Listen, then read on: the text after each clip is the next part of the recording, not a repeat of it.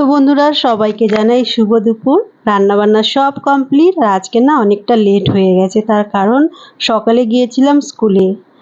কেন কি তোমাদের দাদা ভাই কাল থেকে বাড়িতে নেই, ওই জন্য সকালে আমাকে যেতে হয়েছে মেয়েকে স্কুলে ছাড়তে।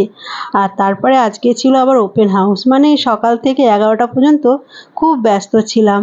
তো যাই হোক, স্কুলে থেকে মেয়েকে নিয়ে এলাম, তার আগে একটু মাছ টাছও নিয়ে এসেছিলাম। তো চলো আজকে কি কি রান্না বান্না করেছি সেগুলো তোমাদেরকে দেখিয়ে দেবো। আর তোমাদের সবাইকে অনেক অনেক ধন্যবাদ যারা আমার ভিডিও দেখো, যারা আমাকে সুন্দর সুন্দর কমেন্ট করো, তাদেরকে অনেক অনেক ভালোবাসা রইলো আমার তরফ থেকে। তোমরা এভাবে আমার পাশে থেকো, আর আমি সব সময় তোমাদের পাশে আছি। তো চলো আর দেরি করবো না। আর এদিকে মেয়ে বলছে মা আমাকে একটু খাইয়ে দাও, মেয়েকে আজকে খাইয়ে দেবো। আর তারপরে মেয়েকে টিউশনিতে ছেড়ে এসে তারপরে আমি নিজে খাবো, তার কারণ এখন যদি আমি খেতে যাই তাহলে অনেকটা লেট হয়ে যাবে। তো চলো দেখাই কি কি রান্না বান্না করলাম। তো এই যে প্রত্যেক দিনের মতন একটু স্যালাড কেটে রেখেছি, ভেবেছিলাম খাবো তো এসেই খাবো। আর এখানে একটু পালং শাকের তরকারি করেছি, শুকনো লঙ্কা আর কালো জিরে ফোড়ন দিয়ে, আর কোনো ঝাল মশলা দিইনি। পালং শাকটা অনেকটাই ছিল কিন্তু আদাটাই দেখছি খারাপ।